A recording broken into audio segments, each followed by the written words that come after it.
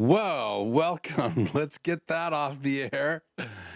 Hey, it is another live stream. I am Keith. Let me check. Yeah, I write it right there in case I forget. Welcome to another live stream. It is 2026. Almost said 2027. I'm getting a little ahead of myself, but I want to welcome each and every one of you. Right off the bat, thank you for many of you joining in earlier. You're in the chat talking to me, talking to each other, letting me know you're here. And so anyway, I will say hi here in just a second. Tonight's agenda is we're going to do a little comparison and talk a lot about these two devices, the RodeCaster Video as well as the YoloBox Extreme. Now, just to disclose, YoloLiv did send me the YoloBox. I have it for 2 months. I'm running out of time. So wanted to have it on the air tonight with the RodeCaster Video. We are streaming from the ATEM Extreme, and you can see the multi-view right there. I can switch over here and show you the multi-view from the RodeCaster Video. So that's the RodeCaster Video multi-view, and I'm feeding the program back in. And so we'll go back to the main multi-view. And I'm going to do my best to talk about some of the differences. Obviously, this is not apples to apples, but I did want to let everybody know that YoloLiv did send it to me. Basically, the way I deal with companies at this point is they can send me something. They can either take it back or they can have me keep it. But I tell them if I like it, I will do videos on it. If I don't like it, I won't. And if it's not an interest at all to me, I mean, why would I not say yes to every manufacturer that wants to send me something? Is I'm trying to keep the show and my business and my content on point. And so I don't want to get too confused. Like I actually got approached by a couple manufacturers, both manufacturers I want to have a connection with, but because I have this device in the studio, the Extreme, and I need to take it through its paces, there's a lot here to learn. I didn't really have time for other stuff. And again, there's lots of manufacturers are going to be announcing things, obviously, in the next 2 or 3 months. And some people that have already announced things and they want as many videos out there on YouTube as they can possibly get and hopefully unbiased. And I will only tell them my opinion and then send the device back when I need to send the device back. Obviously, the YoloBox is a very expensive switcher, and we'll talk a little bit about the price, and we'll talk a little bit about the differences between it and the RodeCaster Video. Now, we have talked about this before, but I have it fired up here on my desk, and we're going to take a look at it. I busted out my old Canon 5D Mark III as my overhead cam to try to get us a good quality picture. Anyway, so we'll do our best. I do have the RodeCaster Video on as well. It's actually receiving the program audio, though I'm not streaming from it. Again, I'm streaming from the ATEM Mini Extreme ISO. And again, so anything that I'm going to bring on the channel, it's either going to be something that I love to have in the background, like you guys can see. The new Spider-Man's up there. And then if I go over here, and pop this on the screen. Let's just cut to the PC. There's the new Iron Man that Dominic and I got. And so pretty cool. So it's going to be something that's going to be in the background that I like to collect. If it's not something like these things on my shelves, if it's going to be technology based, then it needs to be something I'll either recommend to clients, I might do as an install. So I am exploring all the different switchers out there. There's a couple new switchers that came out in the last year and a half or less that I want to talk about on the show. I might even get one of those switchers and bring it in here. So lots to talk about. We're not going to spend a ton of time tonight. I'm trying to stream down the live streams to get back to between an hour and a half. And next week, we will be doing our 1 hour quarterly stream, and we'll have a Zoom town hall after it. And I've already put the link in the description. So if you want to join the town hall next Tuesday, that'll be at 5:15. We'll go on the air at 4, off the air somewhere between 5 to 5:05. I will get things set up. I will fire up the Zoom gathering, and if you have received an invite, then you will be able to join that Zoom. And I'd love you guys to hang out face to face, give you updates. Like, I know Joe is here tonight, and he's posted a couple of videos. He has added some fiber converters and lots of stuff to what he does. I would love to have some of the rest of you get a chance to see some of these other people that have businesses that are doing tech installs or doing live events. And so there's lots of you that listen to this channel or watch it delayed or join me live. And I really want to give you guys a time to get together. So I'll be happy to answer some personal questions at that town hall next week. Again, 5:15, you need to use the link. If you have my email and you want to be invited, then send me an email saying I want to join the Zoom town hall. I have to put your email in the Zoom meeting, and then it'll send you a link. And then next Tuesday, you can join it. People will be able to decide at the last minute next Tuesday, but I wanted to get that out here tonight and let everybody know. And if we go back in the chat, get my mouse over here, then we're going to say hi to everyone. Let's put chat on the air and figure out what I just did. Chat off the air. Let's turn chat on in Zoom. And the camera is off. So chat on the air. So let me see where I put that here, and then we'll say hi. So yeah, here is the link. There we go. And so you can click on the link later. That takes you to my contact page. Lots of you have seen that contact page when we've been live. I have a rebellious mouse over here. What is going on tonight with this stuff? So that page looks like this. And so you can just fill out the form right here. And just put in your name, last name, your email address, and then join the town hall. And I will send you that link as quickly as possible. So you guys can use that in the chat. Let's just get going here. Let's say hi. It's good to have you, Grish. Happy New Year to you, sir.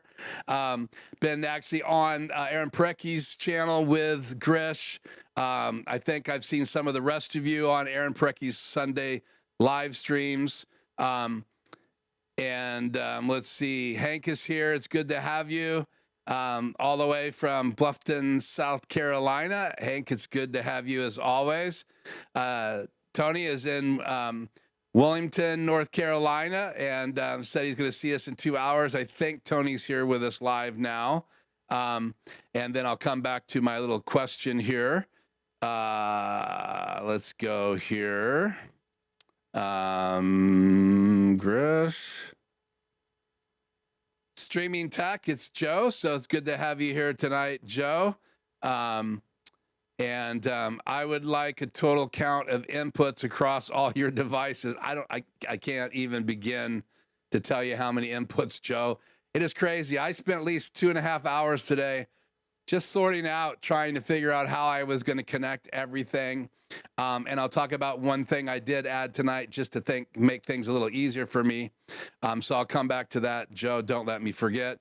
It's good to have you, David, from down under, as always. 107 degrees Fahrenheit here today. That is great weather. Joe responds to that as well. Grish, how did you fix your audio issues when switching back to the ATEM? Is the mic going through the RodeCaster now? I remember you had a lot of background noise, ground and buzz. So what I did, Grish, is I turned the compressor. I found out that the compressor in the ATEM is causing a lot of issues.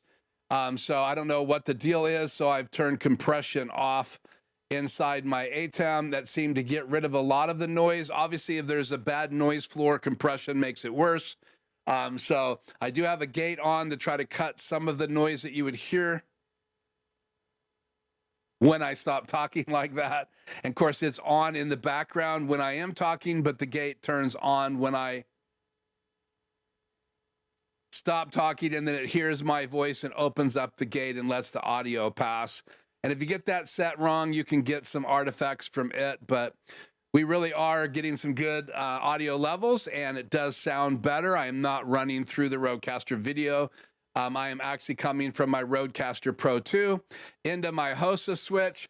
All the HOSA switch is a right and left audio in with 3 outs. So the reason I use the HOSA switch is that I want to be able to turn my speakers off when I'm live. So input 3 is my ATEM, so it sends the audio from my RodeCaster Pro 2 over to the ATEM.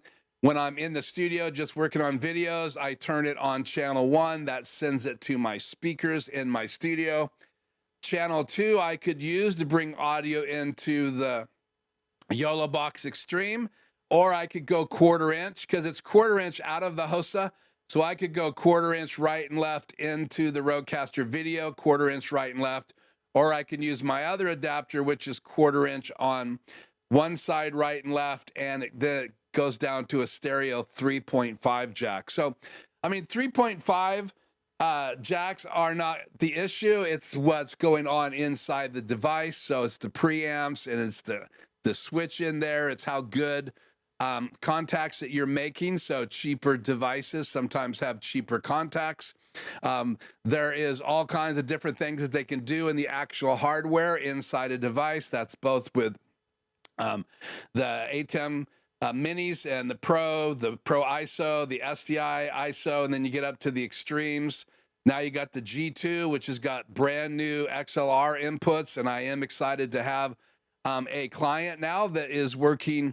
We're working together, and he has a G2, so I get a chance to work with him. Have been all the way through the holidays and even this week. So I'm getting a chance to play around with that device using his hands and his eyes, and then he can show me his control software. So we figured out where you turn on phantom power. We have messed around with the 100 frames of video that you can use to play little bugs or to play transition stingers. So I've actually made a transition stinger in DaVinci Resolve and exported it in PNG files. Though we're having trouble with transparency, we're still trying to figure that out. So all of these devices have audio inputs and audio outputs. Most of them, the ATEM Minis don't have a headphone out. Just have 2.2, 3.5, mic 1 and mic 2 inputs. But the unique thing about the new G2 is it's 2 XLR inputs. So it's basically 2 mics. And if you want to come into it, you can come into it line. If you want to put a condenser mic and turn on phantom power, you can do that in the same place that we would go in our ATEM to change from line level to mic level under settings. You'll find if you own a G2 that you have also the opportunity when you turn on mic line level or mic level, you can turn on phantom 48 volts of phantom power. That's not available when you own a Extreme by Blackmagic Design or an ATEM Mini by Blackmagic Design, the Pro or the Pro ISO or the SDI ISO. They do not have that option. And that's what unique about Blackmagic software is that you have all these different options when you buy different devices. So it changes with whatever device you have. So when I opened up the control software the very first time, when I went from my ATEM Mini Pro to my ATEM Mini Extreme, all of a sudden now I had I had 4 upstream keys and 2 downstream keys. Then I had a super source icon. I had 2 media players. When you have an ATEM Mini, you only have 1 media player. You only have 1 upstream key and 1 downstream key. So if you want to have a logo on the screen, you put that in media player 1. If you want to use a different graphic, you have to change what's in media player 1. But with the Extreme, as well as the G2, you have 2 media players, and you can load like a background for super source.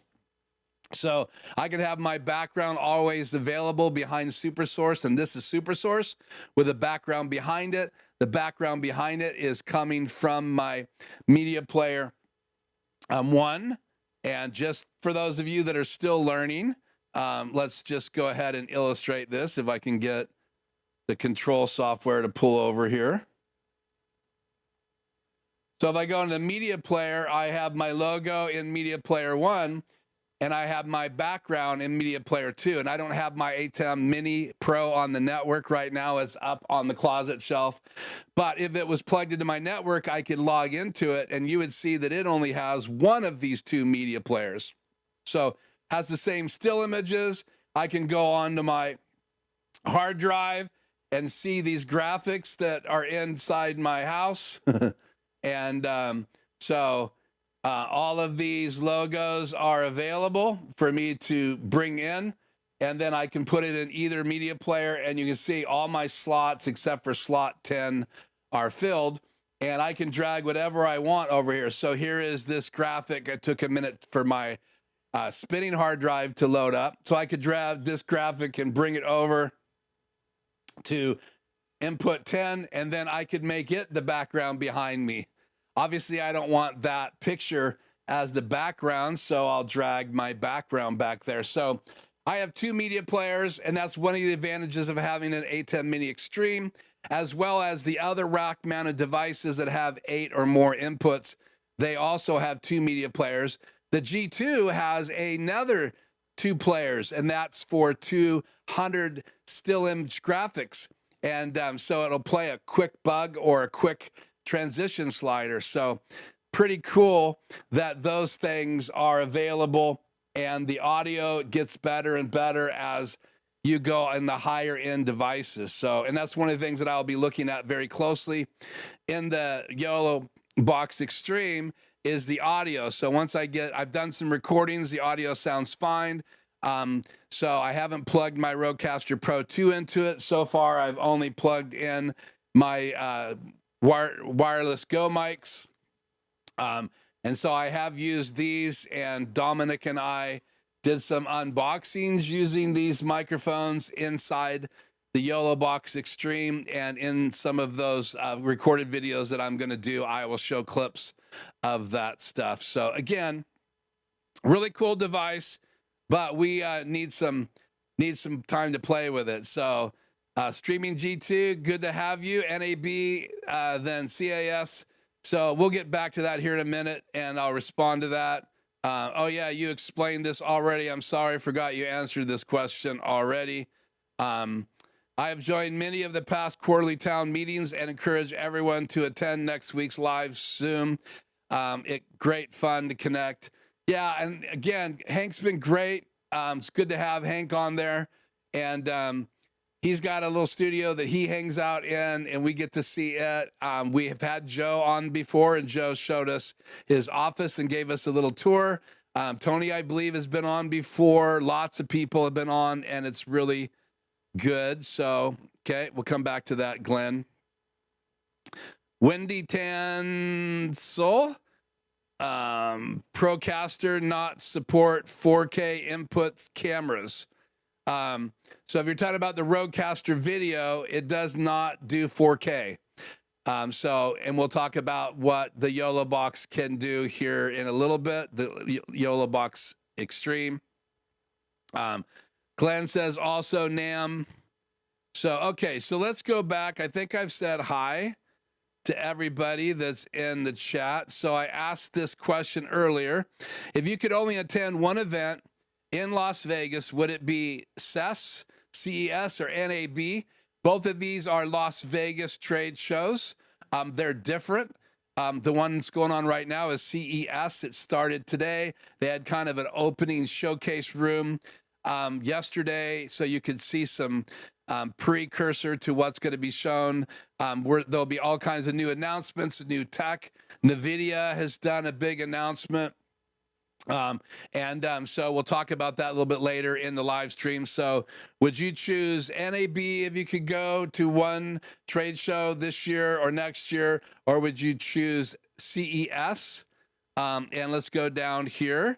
Tony said NAB for him.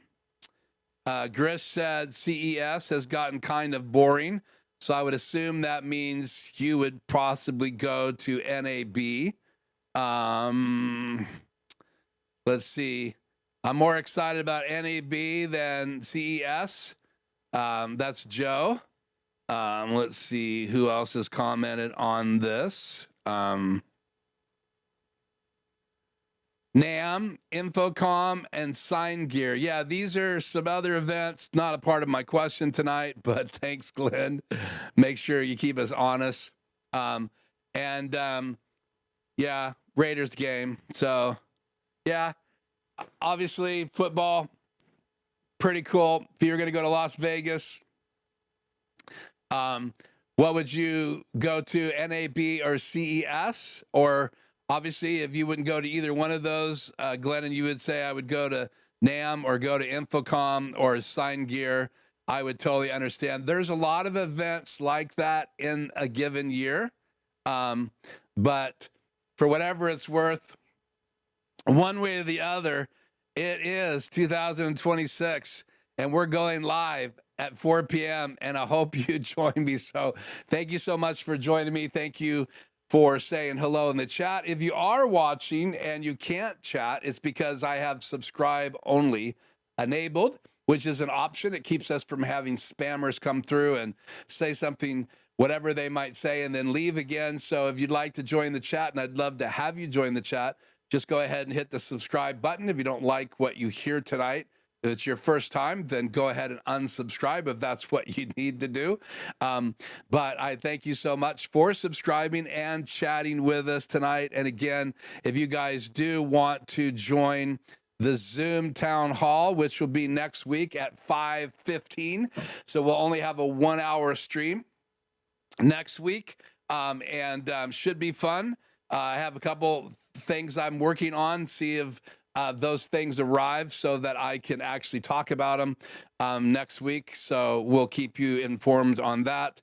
But here is the link to my website, and you can just fill out the form, first name and last name, and your email, and that you want to join the town hall, and I will send you sometime between now and Tuesday. You'll get a Zoom link, so make sure you look in your spam folder in case it does go into a junk folder, but I will send you that. I usually try to get that Zoom scheduled before the weekend and start inviting people that have already told me. I already received last Tuesday one person that wanted to join, so I already have their email, and they'll get the absolute first invite. The rest of you that know me, sometimes I'll go ahead and send you a link. Doesn't mean that I'm saying that you should join, but I just do that as a courtesy because we've emailed back and forth. So those of you that I email with all the time, you'll get the invite automatically, and you can join it or not. If you change the emails or there's one specifically that you want me to use, then go ahead and put that in that form. Okay, so here it is. So I added from newer, let's see if I can pull this off here, blocking their beautiful logo.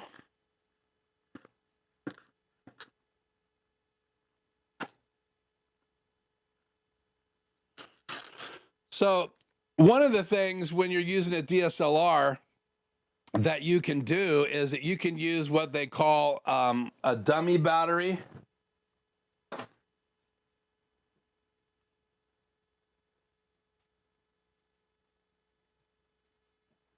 So this is the regular Canon batteries that I use in all my cameras. There's two versions of this. This is the LP E6N, and I think I got my first N when I bought my EOS R. My first camera was the 5D Mark III. It's right up here, pointing down on my desk, and it's going directly into the YoloBox, so I won't show that right now, but you'll see it here in a bit. And so these, when I was recording with Dominic out in the dining room, I went through 3 of these. So I got on Amazon and I ordered a, what they call a dummy battery, and it's not in the box. We're not doing unboxing because I already got it out of the box. It is hooked up to my Canon camera right now. What it does, it plugs into an outlet. Many of you probably already know this. We're going to steal it right now.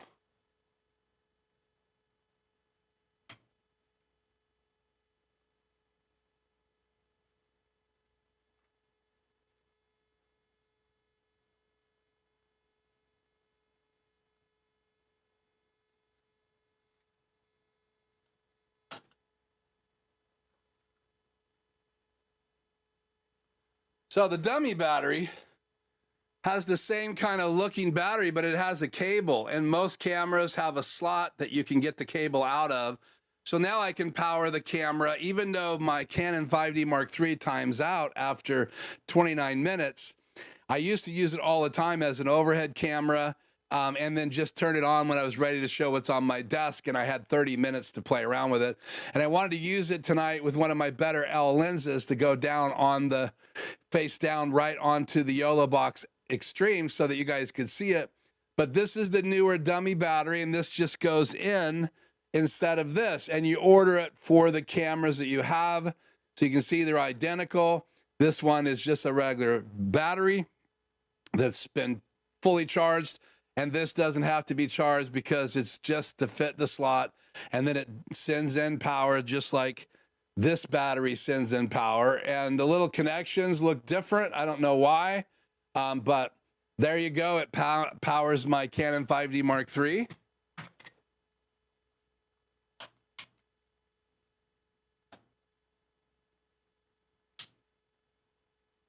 So we'll pop that back on.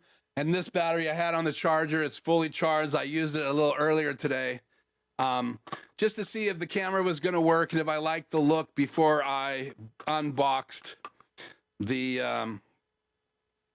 dummy battery. So now it's plugged in under my desk. I have it on one of my switches. So when I fire up the cameras, it'll come on. I don't have all my switches organized right now, and I'm getting ready to do some rewiring in the studio. But once I power it off, it will go off. So I don't have to worry about my cameras somehow being on when I'm not in the studio. So one switch fires all the cameras up. So I am glad that I don't have to charge the Canon batteries. These are great for out doing photography or a quick video shot or going out to do B-roll. I have like 8 of these batteries.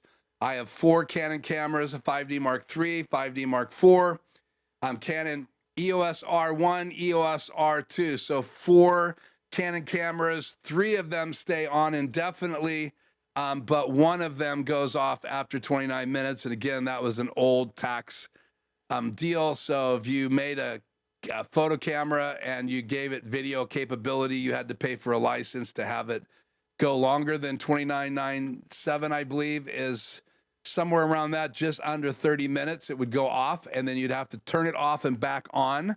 I wish I could just cycle power and it would go off and back on again, but I have to turn it off and back on again. That camera's on right now, and we will take a look at that downward shot here in just a second. So it's not sponsored by YoloBox or sponsored by Newer. This is just something that I bought. And I was going to say that when I first bought my first dummy battery, I bought it from Canon. I think I paid like $70. This, if I remember right, I bought it refurbished, which I do quite a bit. Just box got returned.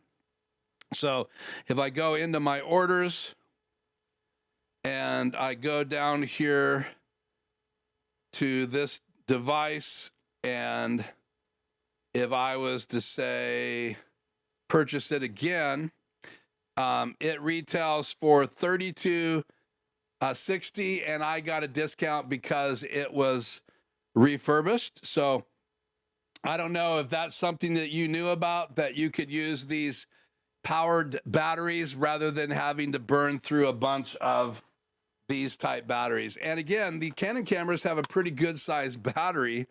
The smaller cameras by Canon have tiny batteries, and they run down pretty quick, especially if you're shooting like 1080p video. And now a lot of those cameras will do 4K. I think I have like 5 of these chargers as well. And so I try to keep these charged in case I need to go portable with one of my cameras. And usually my Canon 5D Mark III is ready to go for a photo shoot or do some B-roll. I keep my 50mm lens on it, but tonight I did switch it for my 24 to 105, which is what I'm using downward on my desk. So that is just a little device. I will put a link in the description tonight, Amazon associate link. And if you decide to get one of these, if you have a Canon camera, they make them for Sony. This is just one of the manufacturers, and I've had a good experience with their stuff. And it works great. So we'll toss that box behind us and let's do this. Let's double check on the chat before I get into the next section here. It's good to have you, Jay, tonight. Thank you for joining. Really cool to have you. It looks like I caught up at all the chat. Let me just double check. I have two computers displaying the chat here. So, yeah, so if I did not say hi to you, I apologize, but it's good to have you and be with us live. So it is 2026. It is January. It's the 6th of January. That is the start of CES. And before we dive into the RodeCaster video, comparing it to the YoloBox Extreme, let's just get this out of the way. Let me find that link. Couple things here.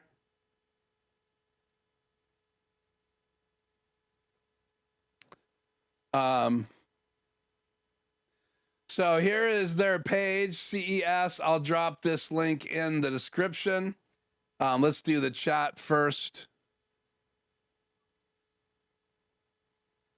So you can go watch videos there. They had a live event a while ago, and so you could actually go to their website, or let me find it here.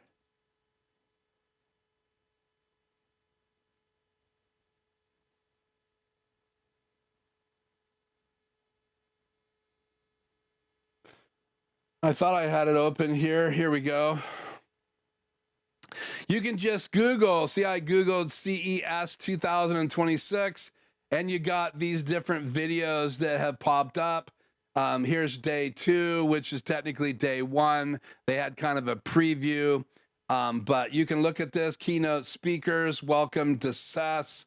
So you're going to see a lot of the products that have popped out and people are actually putting up on their channels. I've not gone to those trade shows, though I did go to Las Vegas last year to work with one of our chat joiners. Sean's not on tonight. But anyway, so lots of news there. The other thing I was going to say is one of these nights we're going to talk about sensor size.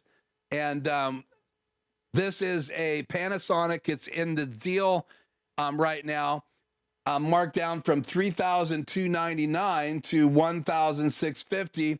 This is a 4K 30 HDMI PTZ camera with 20 optical zoom. But I mean, I got to tell you, you look right here on the fun facts, and I'm just going to paste this in to the chat.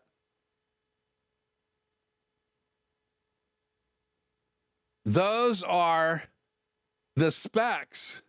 And it blows my mind that you're paying $1,649 for a PTZ camera that only has a 1/2.5 chip in it, when I just opened up a YoloCam S3 that has a 1/1.3, and it's a $200 USB-C camera. It doesn't have HDMI, and of course this would be PTZ. It'll also have control over Ethernet, so you can pan, tilt, so it's got all that built into. The YoloCam S3 does not have all that stuff, but 1/2.5 is not a big sensor. And so it's kind of a rant. I got to get this off my chest.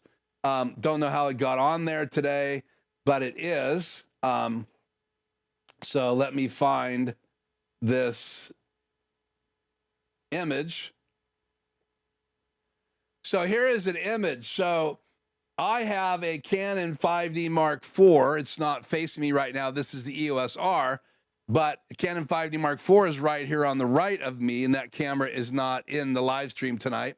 But you can see 1/2.5 down here, and you can see the full frame right up here. And then you can see 1/1.7. So you do the math. 1/1.3 is between a 1/1.7 and a 1-inch chip. 1/1.3 is even larger than a 1/2-inch sensor. So then you get up here to see like a Sony APC. You have two versions of that, a 1.6 and a 1.5. And they have a crop factor when you're shooting with them, which is a whole nother conversation. And then the Canon 5D Mark IV. And you can go out and buy a Canon 5D Mark IV right now and put it on an older DJI device and use the auto tracking and all that stuff for a way less money with a way better sensor in it. And so one of these nights, I want to talk just a little bit about sensor size, because that's what's really changing right now in the industry. A lot of these smaller sensors, which are readily available, have found their way into PTZ cameras, which were predominantly used, if I know my stuff like I think I do, and correct me if I'm wrong, found its way in pan tilt security cameras. And then those sensors find themselves in smaller cameras. Now they're finding themselves in web cameras, and then they're finding themselves in PTZ cameras that people are using for wedding events and churches and concert venues, because you can just mount it to the wall, buy a controller and pan tilt, change cameras, pan tilt that one, zoom in, zoom out. And the one I showed you on B&H has a 20 times zoom, but that sensor 1/2.5 is really nowhere near the cost, in my opinion, of what they were asking for that camera. So I just needed to get that off my chest. And thank you, Streaming GT. And then so there's that link. Sensor size is very important, especially if you have a low light studio. Yeah, so the Canon EOS R, right, is a full frame sensor. So is my Canon 5D Mark III. And then what that does is that you put a regular lens on it. Like, for instance, let me grab one.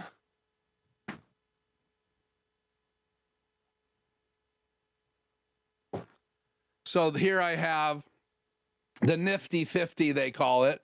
And this is the small Canon lens.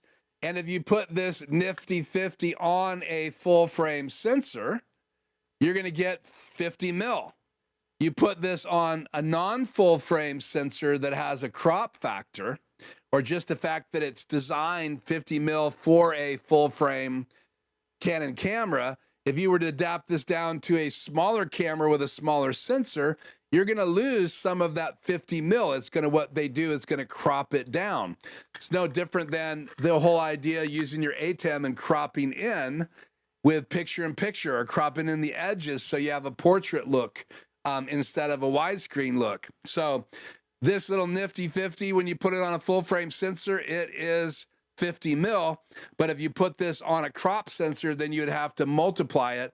And you might find that this would be up more closer to 80 mil on a crop sensor, which basically, if you want to get closer to wildlife, that's a good thing. But again, the wider the sensor, the more low light performance, as well as, in my opinion, a better picture. Now, a better picture is relative to how large you display it. So if you're just looking at a picture on your phone, it's really hard to see the difference in the quality between an APC sensor and a full frame sensor using the same lens, the same settings, and then a photographer both taking that wedding shot. And also, you know, each sensor is set up by the manufacturer to use that sensor to get so many pixels.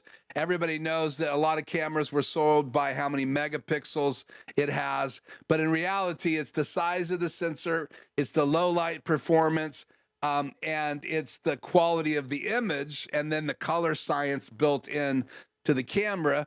Like Sony has its own color science, and Canon has its own color science. And if you open up the new YoloCam S3 software with the firmware update, they actually have three options. One is Sony colors, The other one's Canon colors, and I think the other one's just a regular color. So, and that's in the new firmware update. So you could, if you like Sony cameras, you can use your YoloCam S3 to kind of match that look. Or if you have Canon cameras like I do, you could use that setting to match your Canon cameras. And what they did is they took, obviously, Canon camera, took it and framed it with the Yolo S3, and then they went in and did a color preset, or what you could call a LUT, and they added it to you to be able to choose it, and it puts that color science into the camera, which is the same thing a LUT does.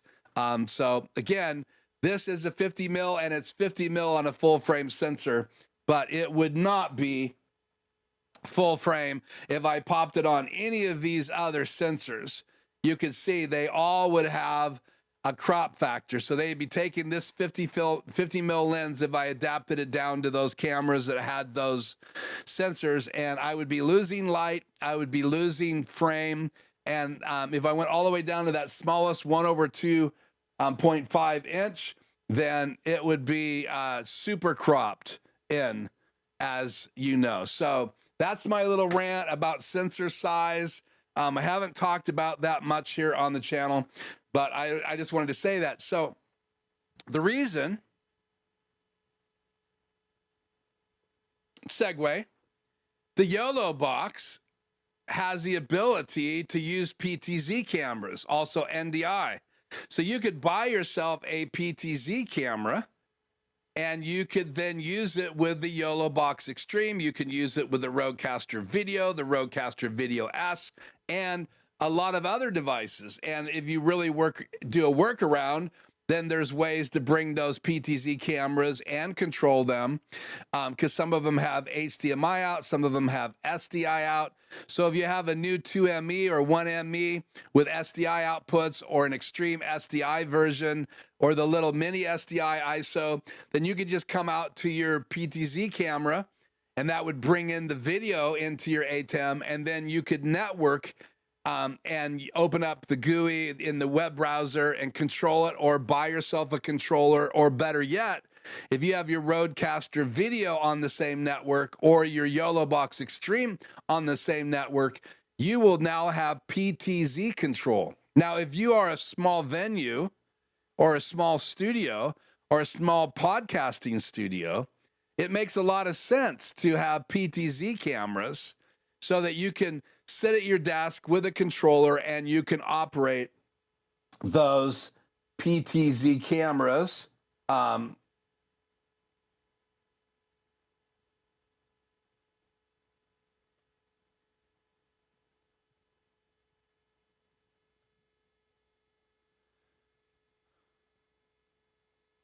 Picture's worth 1,000 words, so let's just grab this. Well, here's a PTZ camera switcher. So you can see it's doing both. It has the PTZ control and it can switch. So there's a lot of these devices that I'm now getting very curious with small installs or even small studios. But for instance, if you just wanted to control the PTZ cameras, that's what this will do. So whatever camera you would choose, you would see it on the screen. Some of these have the ability to see all the cameras connected. It's like a big super source. And then you can control the one you select. But you see you have these knobs to zoom in by cranking it. You have pan and tilt. And again, it gives you a lot of intuitive control inside your studio. And you guys know that I use these Skycams, which are great in my studio. Let's go ahead and bring that up. So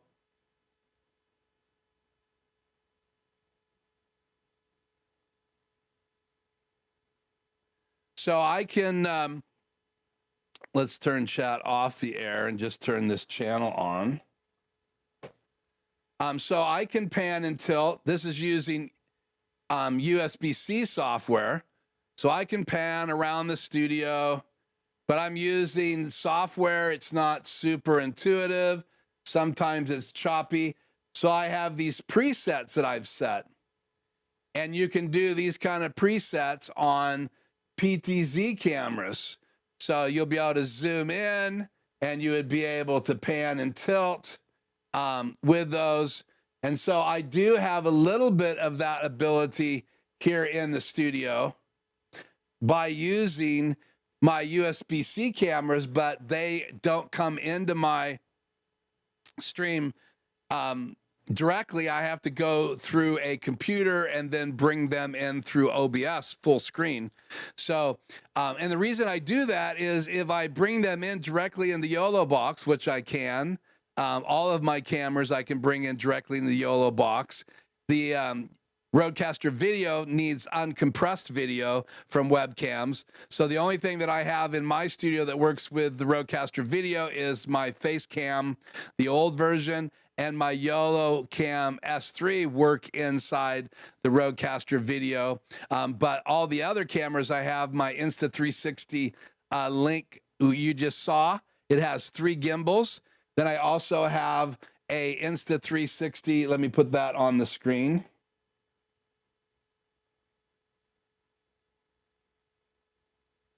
One second here. I'm going to change software control here.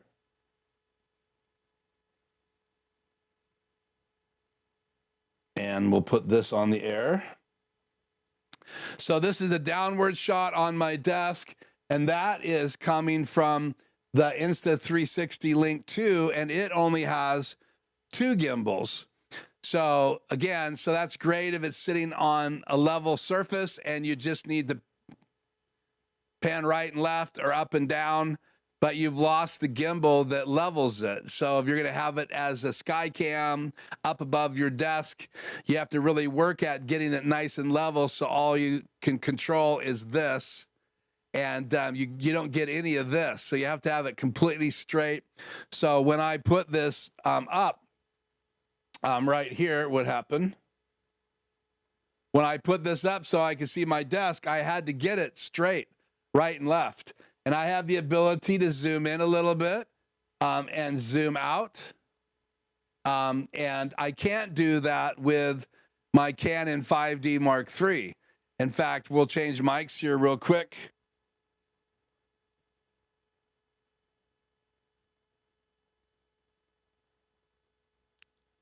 Test. Now I'm on the wireless Go 2, and as I look down here on my desk and I switch to this channel, this is all the inputs that I have coming in to, and hopefully my lips are in sync with the YoloCam. It might not be because I'm showing you my downward camera is right here. So you can see it. So that's the downward look at my desk from my Canon 5D Mark III. I can bring that into full view, but we'll leave it over here so I don't get that in forever view. So this is the YoloBox on my desk. You guys are seeing a reproduction of it. Let me fix something here real quick.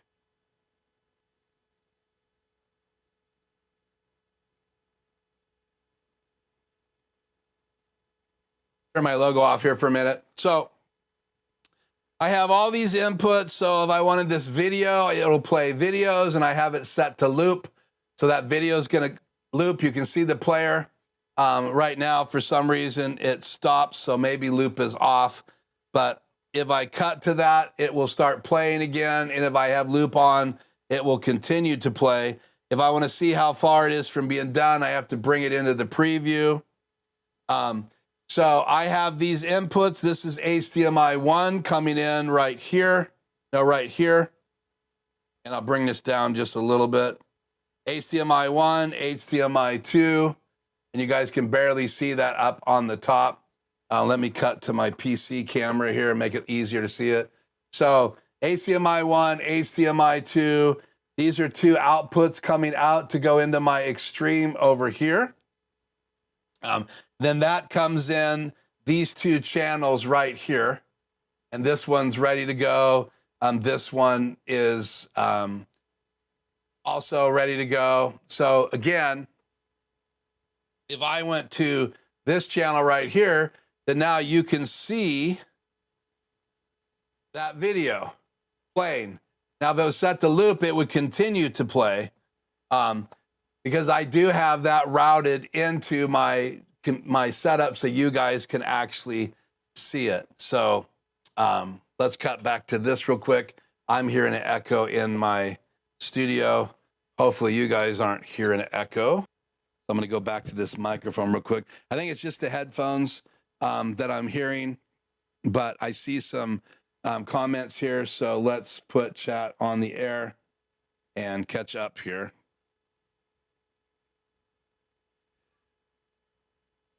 Good to have you tonight, Doug. PTZ is used to follow artists and speakers moving on stage, then broadcast to LED walls and projectors for during concert or ballroom event. Lighting is always stabilized, so low light is not an issue. Well, I wish that was true, and it's mostly true, but a lot of the churches that I'm connected with are now using PTZ cameras. They don't do a really good job with lighting. A lot of times they don't do a lot of good job with soundproofing. But if you're in a nice hotel venue, then usually they have plenty of light, or you can bring light. But in reality, I am consulting with one of my friends, and he asked me to consult with them about a system to put in for live streaming. Right now, they're simply using a phone, and they now want to go to a switcher. And so I'm looking at options for them to use a PTZ camera, but I'm going to have to go up there with my light meter. I'll be right back.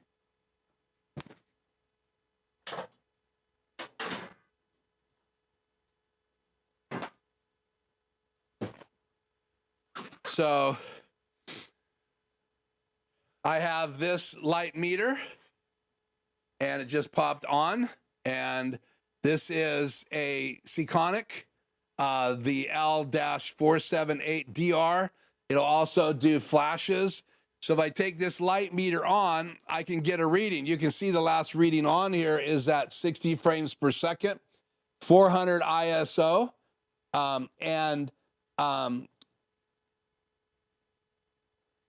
let me see, the light tapped off, and aperture of 4.0. So I can actually literally take this in and check out the light in a room and see if they're going to get a good picture, because obviously the lower the light, the worse off those smaller chips are, because they don't perform very good in low light. They actually will begin to get grainy and look horrible. So I explained to them that you can't just go out and buy inexpensive PTZ cameras because you may not have enough light to use them. But I do agree that that's exactly why they want to get PTZ cameras, so they can follow a guest back and forth, or they can zoom out for a worship team, or for a concert. They could be wide, or they could zoom in on the artists. So what happened here? There we go. So anyway, but I do agree that that's normally why people use PTZ cameras, and the sensors don't play that big a role usually if they have really good light. LOL, I know the history of your comment. We need to get Keith a light meter and turn him into a lighting director. I already have a light meter, so Happy New Year to you as well. It's good to have you in tonight's stream. Aviator, it's good to have you. Streaming GT Joe, PTZ cams at corporate events. I do the lighting is often poor, and small sensors on a PTZs don't do well and don't have great dynamic range. Yeah, that's the other thing too. You're welcome. So, and again, I'm a professional photographer, professional videographer. What does that mean? I'm for hire, and I go out and do professional wedding shoots. I've done all kinds of different events. Specifically, I love to do corporate headshots. And so I have flashes, and I can use that light meter to set all my flashes right from it and not even have to walk over to the flash. So if I want a little bit more of a hair light, if I have one, if I want more of a fill light, if I'm changing lenses and I want a little bit more light for that lens to get better focus, like I have an 85 millimeter version 1. It's really finicky, and it only works if you have light set right. It's hard to get it to focus. It'll drop down to, I think, 1.2 aperture, which means that you really will get crazy depth of field. But the smaller sensors are so small, you're not getting any real good depth of field, where if you go to a full frame sensor, and now the big deal is bigger sensors than full frame. And you put a 1.2 type lens, aperture lens on those type sensors, and you're going to see a major difference. I watched a video on that yesterday. And so again, I've never used anything bigger than a full frame sensor camera myself, but I am looking forward to getting my hands on the larger format cameras just to see the quality of the video. We spent $10K per PTZ to get a good image at our church. Yeah, it's crazy. But in reality, I believe, and this is why I'm having this rant, I believe that the education on sensor size is beginning to get out there, and people are looking for manufacturers, even if they are from outside of the normal Panasonic, Sony, all of those type major manufacturers that make those type cameras. You know, they're Canon, obviously. They're going to look for a manufacturer that is using bigger sensors. And then they're going to look at their tracking. They're going to look at the controls. Does it offer NDI? And Aaron Preki just shared how you can't now buy NDI licenses individually. So if you have an NDI enabled device that you purchased last year and you never bought an NDI license, now cameras are going to be sold with an NDI license. If they're NDI able, they'll be NDI enabled. So the prices will go up most likely. But according to what Aaron Preki said in his last 2 live streams, he got an alert saying that you need to buy an NDI license for your cameras before it's too late, and assign that NDI license to that specific camera. Now I believe that you're going to be able to buy PTZ cameras that have NDI capability, and you're going to be able to have a license built in, which is really cool. Because now that I have the RodeCaster video and I have the YoloBox Extreme, I really want to be able to use the features of a NDI PTZ camera. So I want to be able to control the pan and tilt.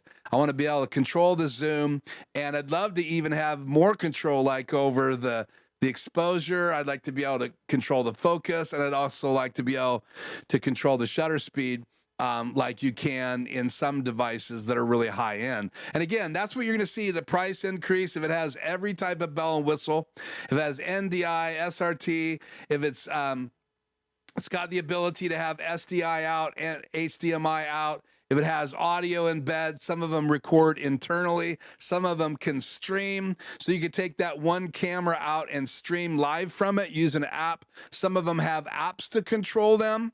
Some of them you have to use a web interface. Some of them you can't get a controller to operate them. So it's going to make the price go up or go down. As a balanced view, I'm using Switcher Studio and iPhone on DJI OM PTZ gimbals with outstanding quality. I'm doing outdoor sports, to be fair, all wireless, fraction of cost of 4 PTZ cameras. So again, a DJI Osmo PTZ gimbals, Switcher Studio and iPhones. Yeah, and there is a lot of ways. Like right now, you can use your phone. We'll look at this tonight. In fact, let's just do it right now. If I go in and I fire up a NDI app, which what I have right here is the RodeCaster app, which is free. I'm firing it up right now, and it has the ability to record inside of it. I can do a dual cam mode. So now I'm in dual cam mode. I think I am in dual cam. Let's do split. I'm in split mode now, so we'll make this a little bit better. So you guys are in the shot. I'm in the shot. I could hit the record button right there. This will send 2 separate NDI streams out. Again, your network is going to have to be fast. This is not tethered, so it's wireless NDI over my wireless network in my house, which is very fast. I don't have a lot of traffic on it, especially when I'm live. That's part of the reason why I'm live at 4 o'clock. No one's typically watching television in my house. My wife is working until 7, and so I don't really have any competition for my bandwidth, which is really important to me. So now what happens if I fire this up and then I just go over here, hit the side arrow, and I click on NDI out, which is on right here, and I have it split. So now this is sending out 2 NDI signals.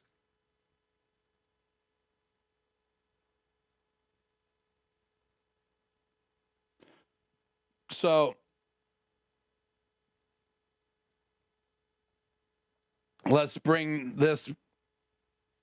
What did I do? Let's bring this back on the air.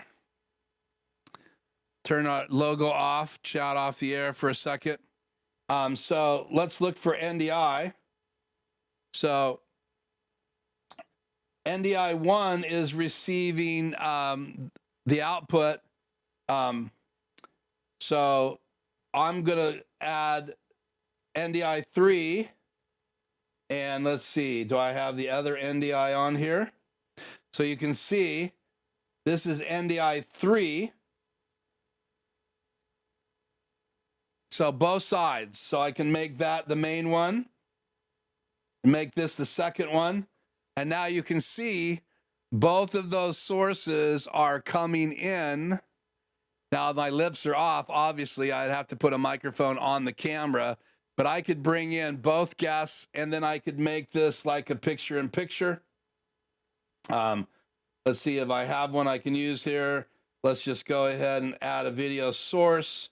Let's do a side-by-side, and let's choose that and that. And this is how you do multi-view layouts. And then I'll do this as the background. Let's go that. And that's great. I'm going to hit done. Now I'm going to bring that up on the air. And again, one of the cool features of this device, if I wanted to make that live, if I was streaming from this event, now I have one iPhone using it for 2 NDI feeds, one from both sides. And if I don't want it from both sides, if I only want one side of it, then I could just cut to that and I could cut to the other side. And so if I want to show you my RodeCaster Pro, I'd bring that on the air. And if I wanted to show you my softbox above my head, I would bring that on the air. And there it is up there above me. So you have the ability inside this beautiful Extreme to add in SRT, RTSP, web page. Here's SRT. It's got an SRT listener built in. You got PDFs that you can use. You got images that you could bring in. You got video that you can bring in. These ones that are grayed out are already enabled, and everything down here can be enabled. Some of it 3 or 4, some of it 1 or 2. But again, if you wanted to bring in my contact page, I could pop my contact page in here and then bring it into tonight's live stream. So I love the fact that you have all of this control. And so I wanted to just take you guys through this real quickly. So you got your preview window and you got your program. So we'll put this side by side in the preview, and we'll have the other camera. Let's do this camera in the program. So there I am. So let's do the fire. So that's a great layout. If I wanted to bring a picture-in-picture in over top of it, I could bring that picture-in-picture in over top of it. It would kind of go better if I was doing it like that. I can make these layouts. I can move that picture-in-picture wherever I want. So let's say that's not going to work. I can edit it, and I can bring it down over here on the left. Click on done. And now the picture-in-picture is on the left. I don't like that either, so let's bring it back up where it was. right about there, I think, designed to help me with the infinity look. So then I can bring picture-in-picture on. I could bring in the subscribe logo. Here's another picture-in-picture already laid out with the other camera angle. Here's a picture-in-picture with the fireplace. So now it's doubled. I have both of them on at the same time. So I have this one on, this one's on, now it's off, this one's on. So I could turn on 1, 2, 3, 4, 5. I have 5 layers on the screen right now. And let's turn all of those off. So it is crazy what this device will do. So if I want these boxes larger, I just click on this first button on the bottom left or bottom middle. And then after I click on it, I can make the boxes bigger or smaller. I can change the order of these boxes. So I can pull this one up here. NDI can now be up in the top row. My HDMI camera is my Canon. It's timed off. So let's pop that on. It just came on. It's in the first slot. That's a little bit small for me, so I'm going to make them bigger. My CPU right now is 62%. So all these things I'm doing is only using 62%. So this is the layers right here. If I want to go to the audio page and see it full screen, I can click right there and see the audio page full screen, and I can turn audio file videos on, my headphones on or off. I can monitor the program. I can use my headphones in the top right, and I can look at my program audio on the top left. I can minimize this. If I want to go in the settings and even change what's coming out of HDMI outs, I have the HDMI out 1 mirroring right now. I have an NDI out that's not enabled right now. I have a USB-C out, and it's not hooked up, but I do have HDMI 1 set to mirror, and I have HDMI 2 in here somewhere. So you can see all the controls you have here on this page. I'm not going to go through all of them, but I can click to switch, turn that on if I wanted to. So now I've got a double tap to change anything. Let me exit out of this. So now I've got a double tap to bring these in. I don't like double taps, so we'll unenable that. Where is that at? Double tap, click to switch. Director mode, I can switch back to that.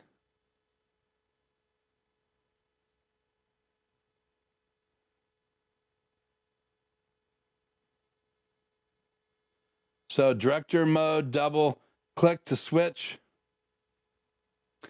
CPU usage on or off the screen, show title action zones. That's this title locations that's right around the picture. I don't see that on the screen you guys are seeing. Let's cut to my overhead camera here, right here, so you guys can see that. So there's outlines around that side and light outlines around that side, so I can see where to put the text. So it's cool. And then let's go here. I'm getting confused about what I'm showing you. Let's go back and let's cut back to me and a logo. So the RodeCaster video has 4 HDMI inputs, and it has 2 USB-Cs, and you have the ability to bring in NDI. The RodeCaster has, again, 4 HDMI inputs that only does 1080p streaming, where you have 5 4K inputs out of 8 HDMIs that you can bring in the YoloBox Extreme. What does that mean? That means that if I have enough bandwidth, I can do some 4K streaming. Just keep in mind that the more 4K you use, the more limit you're going to have with your CPU.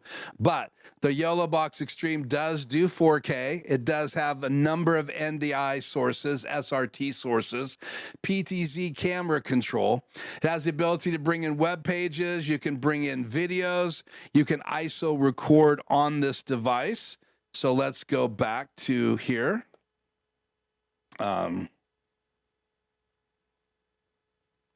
So if I wanted to record ISO tracks, I can choose what areas I want to record. Right now, I could record program. I can choose the settings of the video recording. I can I can mess with the internal storage. I can turn record storage settings right here. I can access those. If I wanted to do more than one channel, you can see how many channels right now I could ISO record. So I could enable every one of these channels. But keep in mind, you're going to have a fast enough device to record to. So the internal storage is now available with a firmware update. And you also can put an SD card in, but they recommend a super fast SD card. So I have a 300 megabytes a second both ways. Now, it doesn't maintain that all the time, but it has the speed to do 300 megabytes a second. It's a 64 gig card. And if I was ISO recording all of these, I would have an issue.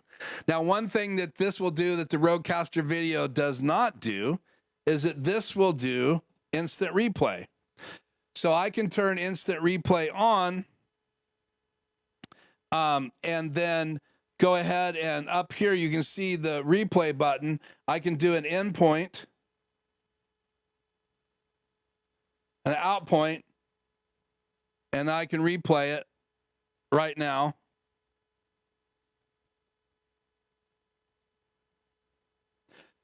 And I had that camera selected, so that's why it cut to that camera. So let's try that replay again. Do an in point, out point, play now.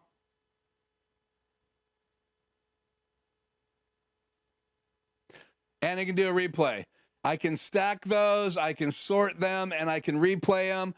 I can get video footage from all the camera angles or only one camera angle. So I could cut, it'll stack them so I could have 5 cameras recording, and then it will automatically play all 5 angles unless I want to go in and edit and enable certain views and then replay it. But if I need an instantaneous replay, I can do it really quickly. I can even go slow-mo. So let's do slow-mo, in point. Let's do this. Here we go. And in point.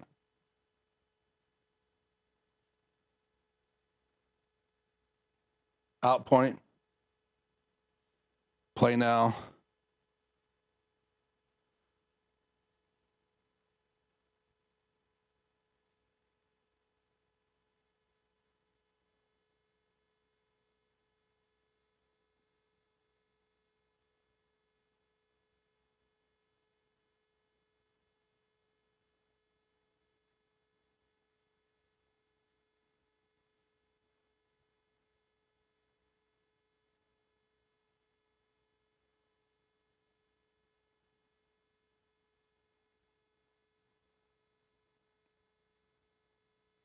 So there is a sample of instant replay that's not available in the RodeCaster video. So the RodeCaster video does have the ability to play videos internally, has the ability to do chroma key and luma key, has the ability to do overlays, multiple camera layouts, and has 4 HDMI inputs, and you can bring in 2 other inputs, either USB cams, they have to be uncompressed, or NDI input. The RodeCaster video does an NDI out, and you can bring it back in if you wanted to. So I could send multi-view out of my NDI output and assign it to the NDI out, and then I could bring the multi-view back in so I could show it on camera when I'm live. You can do the same thing with the YoloBox Extreme. You can send NDI out and bring it back in. I can even bring in the NDI signal from the RodeCaster video into the YoloBox Extreme. Let's see.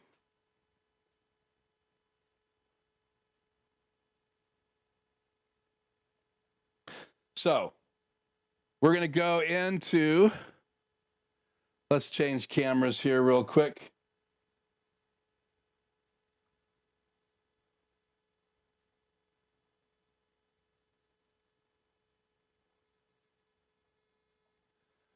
Let's go into the outputs, video out. Let's go over to NDI. Let's make that multi-view out. So now the NDI is sending out multi-view. NDI is multi-view. So now we're going to go into, let's make sure I don't already have it.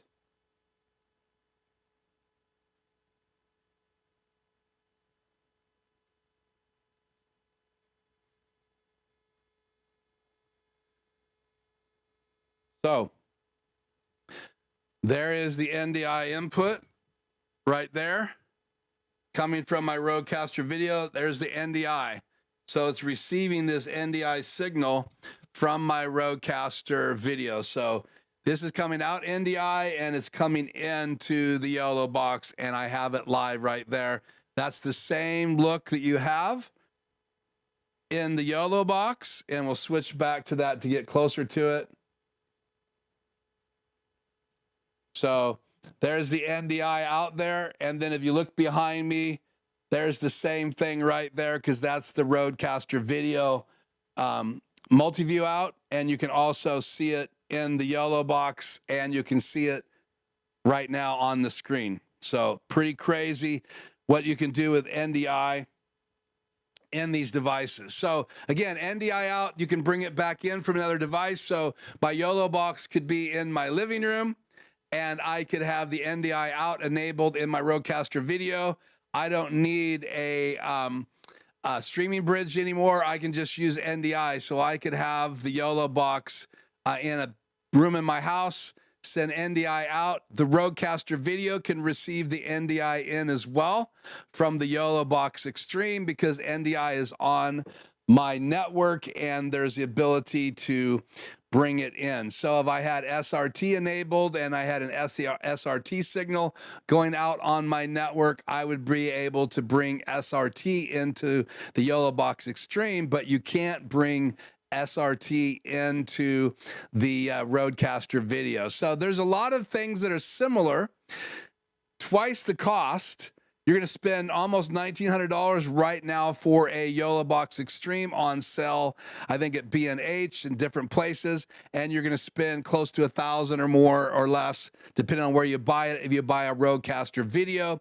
And if you buy the RodeCaster Video S, you're getting less HDMI inputs, less USB-C inputs. You're getting less ability to have different views, less HDMI outputs. So you're giving up some things, but you can buy now a RodeCaster Video S, use the NDI features, use all of those features. You just are limited with how many different ways you can use HDMI, because you only have less HDMIs. I think it has 3 HDMI inputs. The RodeCaster Video has 4. The YoloBox Extreme has 8. The YoloBox Extreme has 2 HDMI outs and 1 NDI out and a USB-C out. And the RodeCaster Video, not the S, RodeCaster Video has 2 HDMI outs, a USB-C out, and it will also do NDI out. So it has the same amount of inputs as a YoloBox Extreme, and the ability to do multiple NDI inputs and 1 NDI output, and that's the same as the YoloBox Extreme, except for I think the YoloBox Extreme can do 6 NDI inputs, and the RodeCaster Video can only do 4. The RodeCaster Video S has 1 HDMI out, 1 USB-C out, and it has NDI out as well. So you have to have something somewhere to receive NDI if you want to be able to use that signal. So if you go to the YoloBox, you're getting a lot more power. You're getting the screen. You're getting more inputs. You can use uncompressed web camera video where you can't use uncompressed web camera video in the RodeCaster video, the RodeCaster Video S. So lots of features. So let's take some Q&A here. See if there's anything that you want to ask me specifically about the RodeCaster video tonight or the YoloBox Extreme, and I'll do my best to try to answer those questions.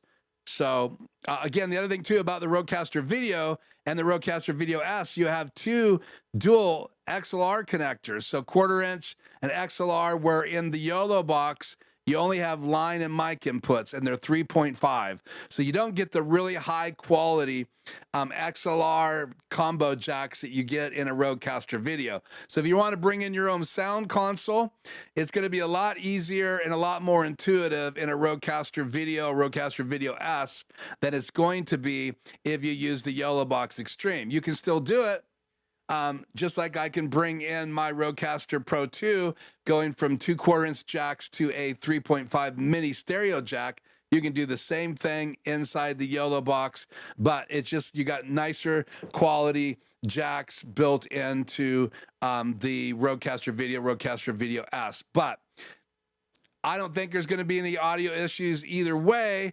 There's just more things that you can do with those two jacks, because you could bring in mics, and that's really cool. So, okay, so let's do this. Let's go chat on the air.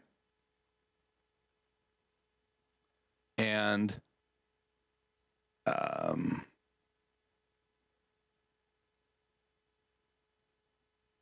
Bull says, wow. Okay.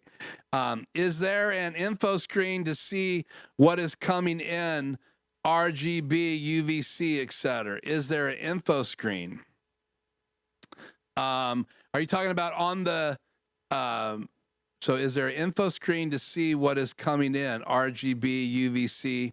When you first plug in the HDMI signal, it asks you what the frame rate is, but I'm not quite sure what you're asking me. You might need to clarify.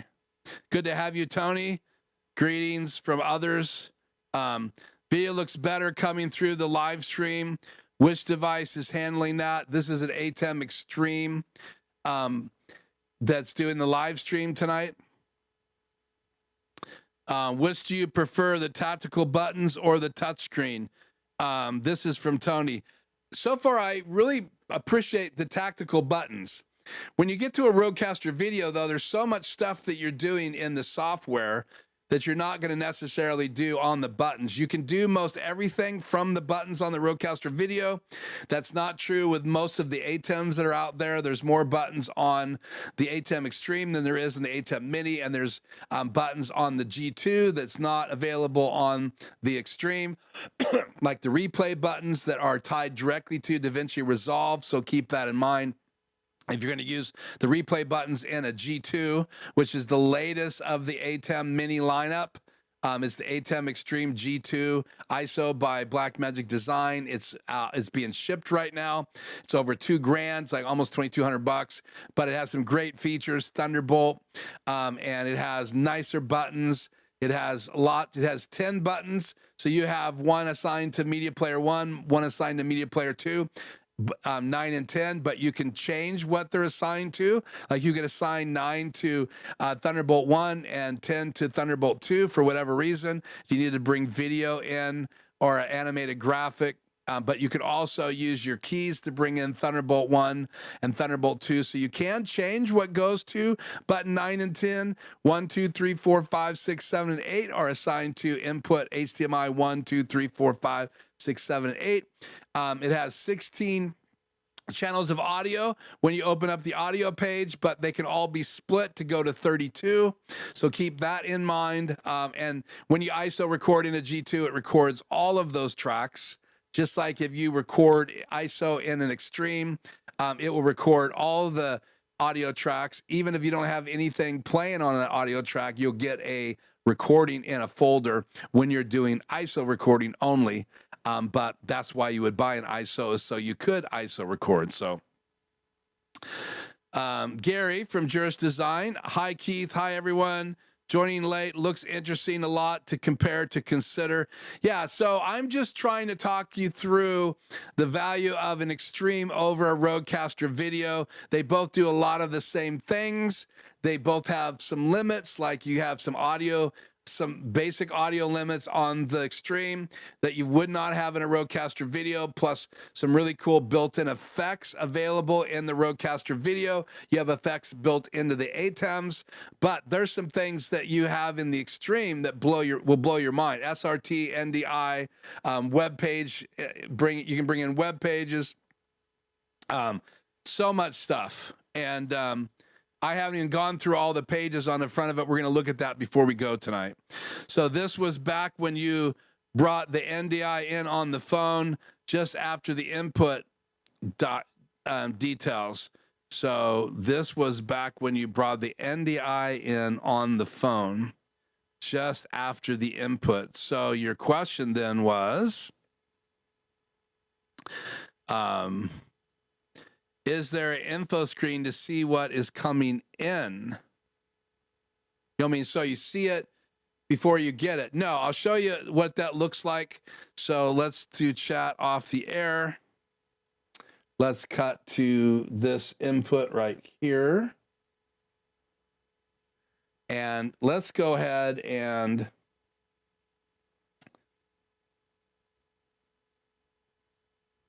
let's disable this. Let's pretend we were going to add an NDI source. So we're going to add an NDI source. It's going to give me this screen. And then it tells me what's available to bring in.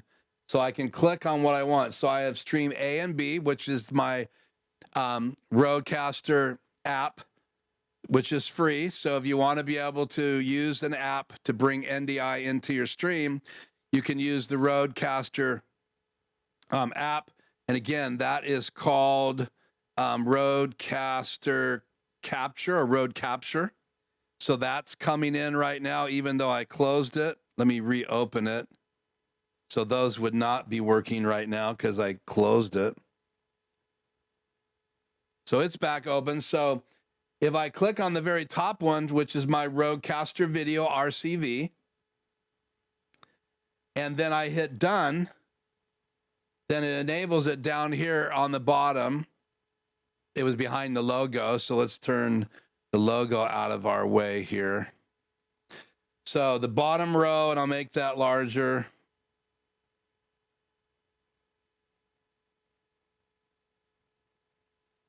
So there's the NDI feed.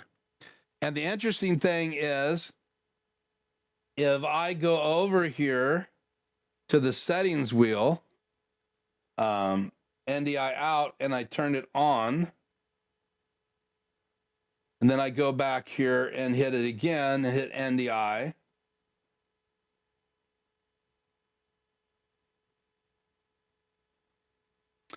Now you can see I have a YoloCast NDI signal. Click on that and click done.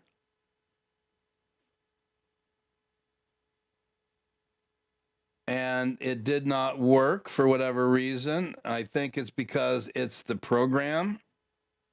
So let me delete that.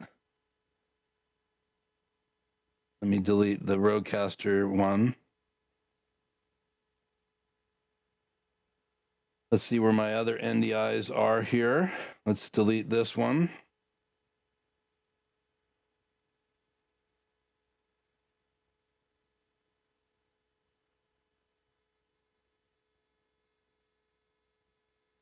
By the way, that picture right there is the YoloCam S3 right here off camera. So it's shooting across my desk. Okay. So it's NDI program. So let's try this again. Video source, NDI.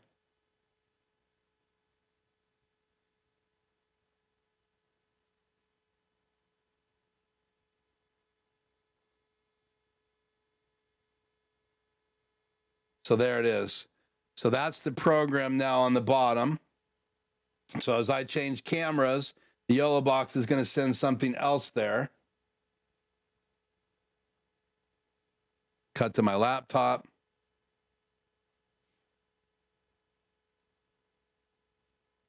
Oh, wait. No, you guys are seeing something different. I'm sorry. If I change sources right here, you'll see something different come in, the NDI input right there on the bottom left. So if I change to that shot, now you're going to see that come in down here. If I turn the fireplace live, you're going to see that coming in, the NDI input down here.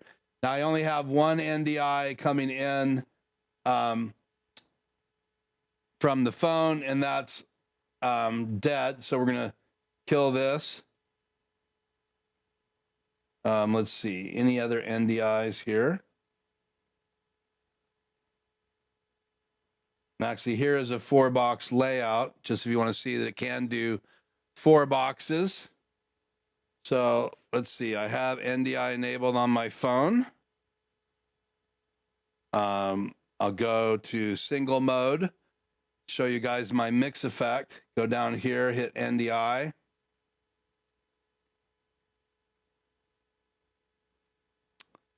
And RodeCaster Stream A, done. And there you go. So there's mix effects on my iPad, my RodeCaster Pro, my Wacom tablet with the chat on it, my prompter with the chat coming from my PC, and that chat comes from my, actually that chat comes from my PC, which is right there, my PC. And then my laptop sends chat to the prompter. And that's the chat that I display on the air right there through OBS. So if I go over here and turn chat on, which it is right there in the bottom, you can see it. And I go over here and click on a chat.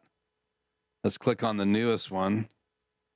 See, it pops up on the air, and it's popping up in OBS.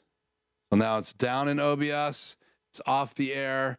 Now it's up in OBS, and I am projecting this right screen, full screen, to my Blackmagic design, and you can see it's coming in my multi-view right there where my PC is plugged in. If I don't want chat on display, I can turn it off over here in OBS and turn one of my Sky cameras on, and now my Sky cam is inside my multi-view, and then I can bring that PC channel on the air.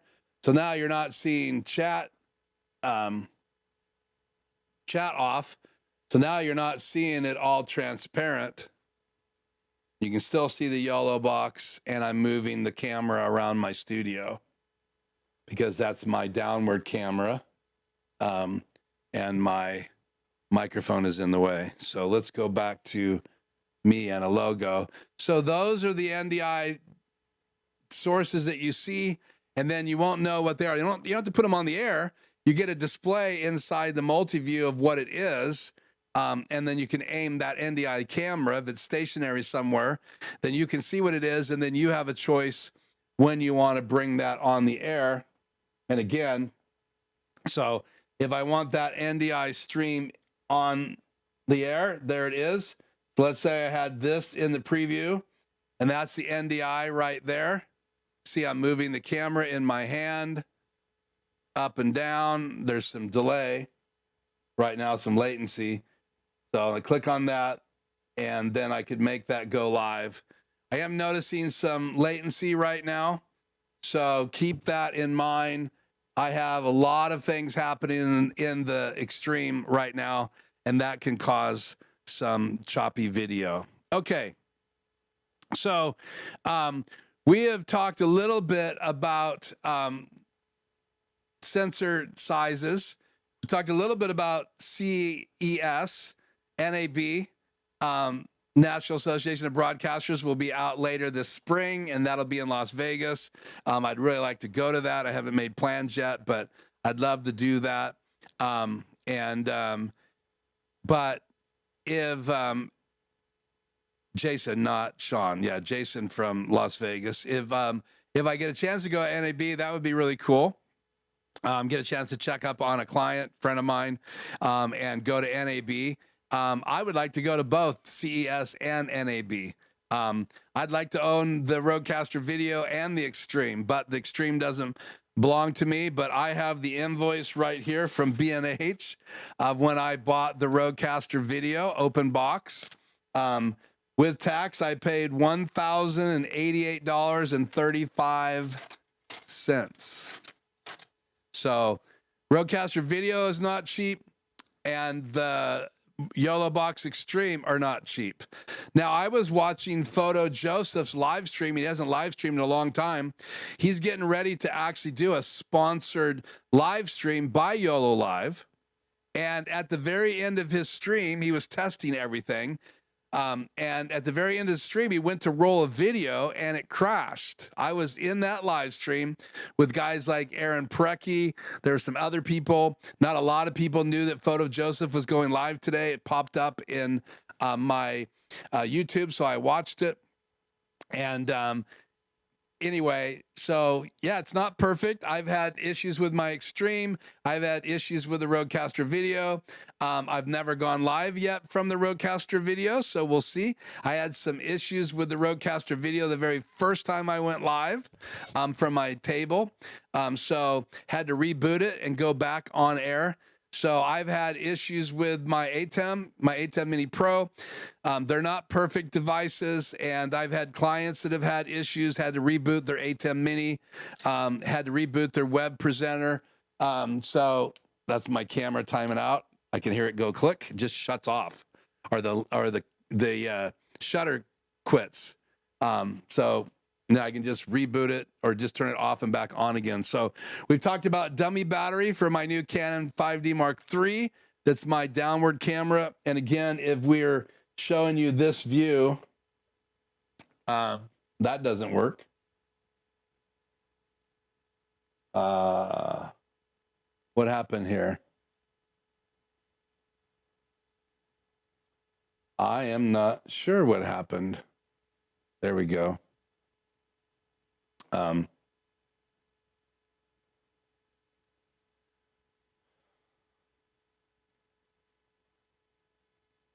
looking for that camera.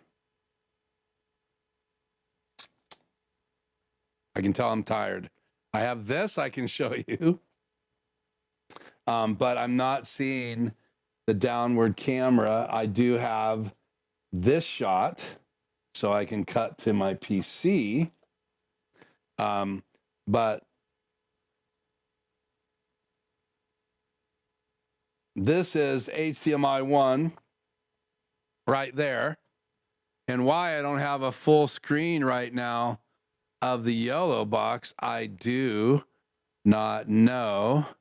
Let me change microphones here real quick. Check. But I can change to this view. Okay. So HDMI 1 is my Canon 5D Mark III, and I have it very dark so you can see this really clear. I want to see this full screen here real quick. Let's turn the logo off, because I did say I would do this, so let's do it real quick. We're going to go through the menu system on the bottom. Put that up instead. So the first button, I told you can make things larger or smaller, and you can rearrange these just by holding them down. So let's hold this down and pull it down here to the bottom. We'll pull this NDI source up to the top, and we'll put it next to HDMI 2. I have HDMI 1, HDMI 2, a NDI 1 coming in from the RodeCaster Video, and then this is my other camera. This camera right here is my Insta360 Link 2 plugged in to the Extreme, so you can see the Extreme by YoloBox does take compressed video. And again, I don't have any way to control this camera, but that's my Insta360 Link camera. So the second line is overlays. So you could do video as an overlay. So I just overlaid that on the top. See my hands underneath it. So I'm just putting an overlay up there so you guys can see that. I can take that off the air and do this one on the bottom. I can do the fireplace on the top. I can do graphics. Let's turn those off. Do graphics on the bottom. See it right there. I can do a lower thirds, which is Frank's information there. I could edit that, hold it down and go over here to edit. And so I have this edit screen. So you can see right up here, the title says it's Frank. So I can change this. Right now, I'm not getting anything. And again, it's really hot. So I don't know if that's why the keyboard is not working. Did I not do something here?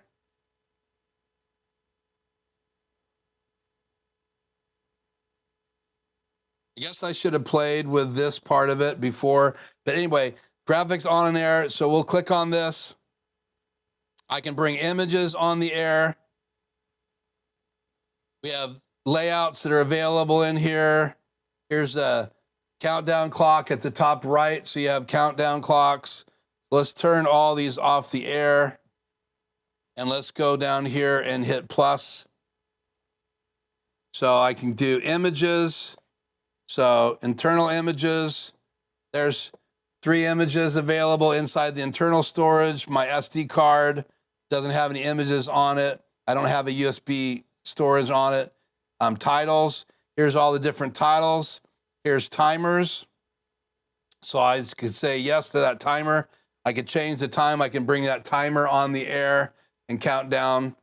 So we'll take that off the air. I can also bring in video sources. So any one of these video sources I could bring in. So like this USB camera, I could bring in and I could make it larger or smaller. So I can do it as a picture-in-picture, or I could just bring it on the air through an overlay. I can do an auto hide. So, and then I hit done, and then I'll bring this on the air right here.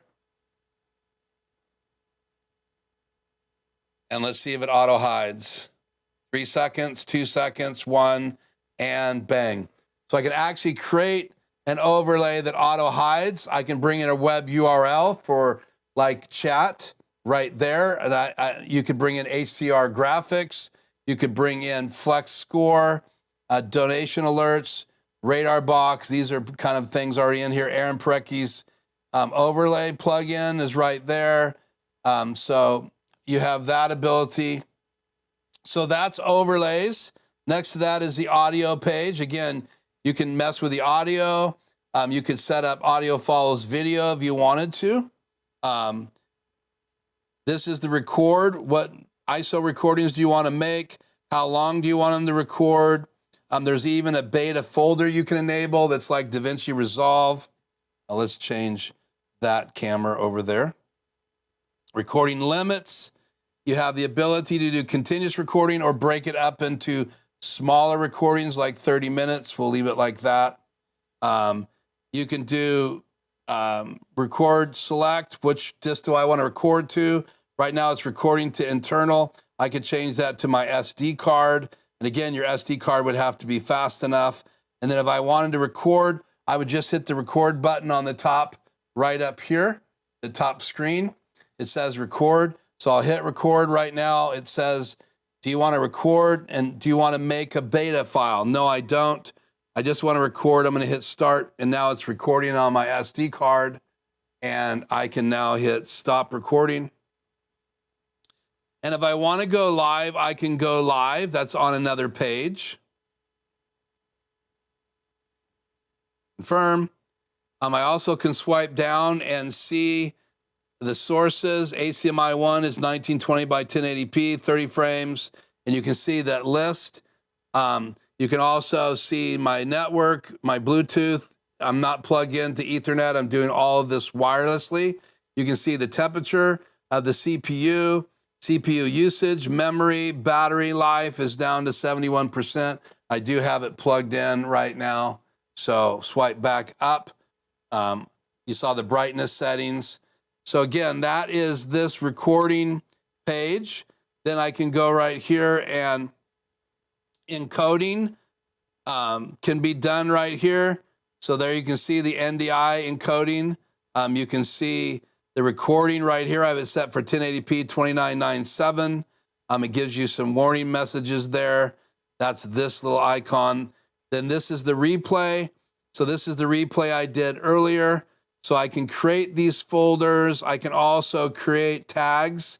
So let's say I want to make a replay group. I can tag that and put it in a group, tag that and put it in a group, tag that and put it in a group, and then click on the group, and there's all the videos in the group. And I can play all or just selected. So we're going to only play 100%.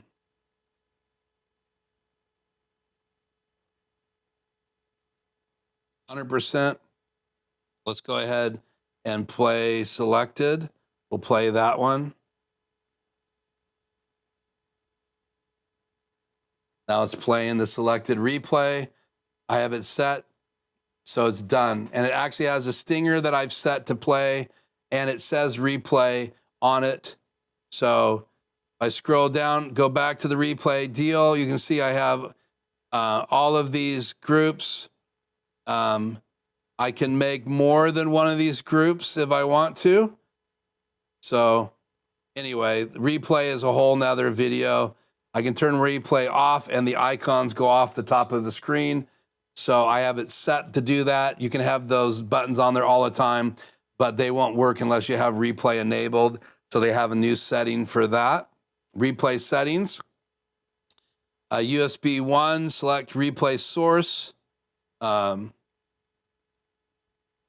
Please turn off the replay source. So again, that was what I was recording. The replay source was my USB 1 camera, and I can change that. But here's all the settings. I'm not going to go into all the replay, but here's where the stingers can be played. Here's where you can put replay on the screen so people know it's a replay. And then you can actually change the groups right here. I can add more groups. So I can change the name of the group. All this replay too. I think it's up to 3 groups. So I can group replays, show play last function buttons, show in and out markers. So that turns it on and off on the top of the screen. Replay button display. I have it set display when enabled, but you could change it to always be up there, but it won't work. So I have it set to display when enabled. And then select replay source. I have it on USB. We hit the side arrow. It says, please turn off the replay switch. So you turn off replay, and you click right here, and I'm replaying USB 1. I'm going to replay HDMI 1. So now my replay is set to HDMI 1, but I could enable all of these. So every single camera could be replayed. So now if I was hit an endpoint, turn replay on, it says 720p encoded, estimated CPU usage 4%, 1080p encoding, estimated 8%, 4K encoding. So we're going to go ahead and hit continue. And I am going to go ahead and do a replay. So let's get out of here. Replay's on.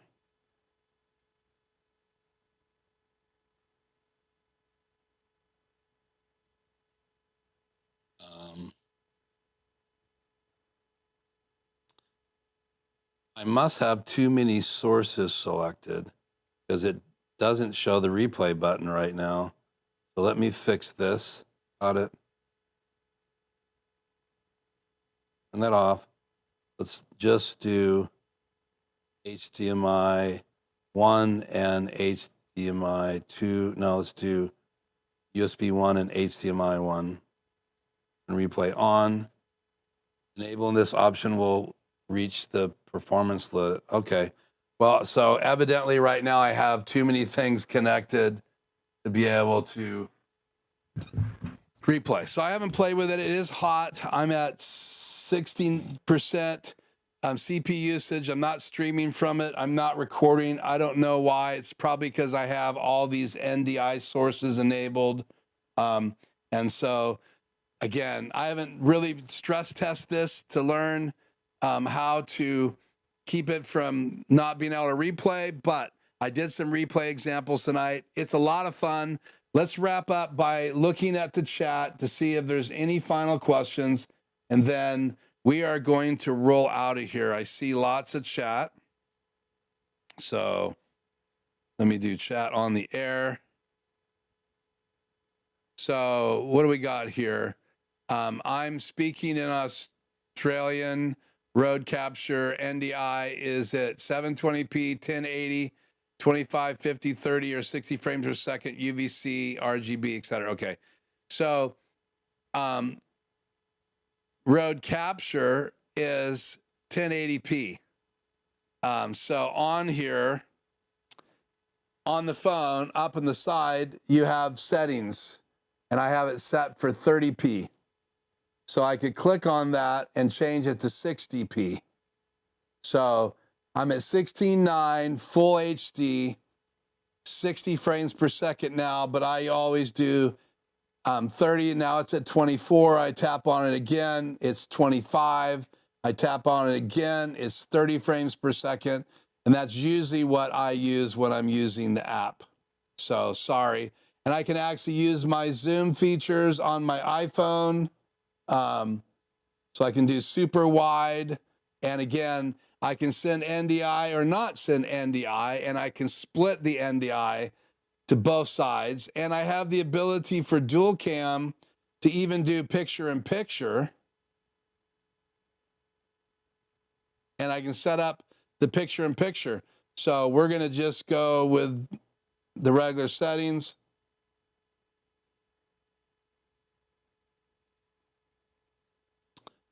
Sorry about that. Let's go back here.